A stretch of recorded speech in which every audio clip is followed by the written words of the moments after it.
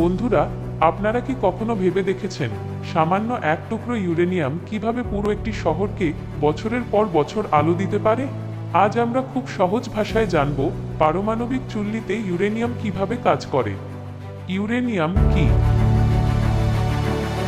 Uranium হলো একটি বিশেষ ধরনের ভারী ধাতু।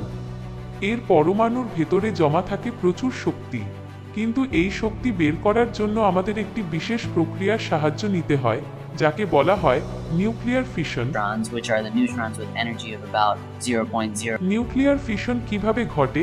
যখন একটি নিউট্রন কণা দিয়ে ইউরেনিয়ামের পরমাণুকে আঘাত করা হয়, তখন ইউরেনিয়াম পরমাণুটি দুই ভাগে ভেঙে যায়। এই ভেঙে যাওয়ার সময় প্রচুর পরিমাণে তাপ শক্তি এবং আরও কয়েকটি নতুন নিউট্রন বের হয়ে আসে। এই নতুন নিউট্রনগুলো আবার পাশের অন্য ইউরেনিয়াম পরমাণুকে আঘাত করে। এভাবেই একটির পর একটি পরমাণু ভাঙতে থাকে, যাকে আমরা বলি চেইন রিঅ্যাকশন। পারমাণবিক চুল্লির কাজ হলো এই চেইন রিঅ্যাকশনকে নিয়ন্ত্রণে রাখা, যাতে এটি বিস্ফোরিত না হয়ে আমাদের প্রয়োজন মতো তাপ দেয়। বিদ্যুৎ উৎপাদন। এখন প্রশ্ন হলো, এই তাপ দিয়ে কি হয়? পারমাণবিক চুল্লির চারপাশ দিয়ে পানি প্রবাহিত করা হয়।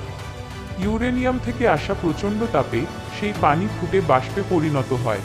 এই শক্তিশালী বাষ্প তখন বিশাল একটি টারবাইনকে ঘুরায়, আর টারবাইন ঘুরলেই জেনারেটরের মাধ্যমে তৈরি হয় বিদ্যুৎ। তার মানে পারমাণবিক কেন্দ্র আসলে একটি বিশাল কেটলির মতো, যেখানে ইউরেনিয়াম জ্বালানি হিসেবে পানি গরম করে বাষ্প তৈরি করে।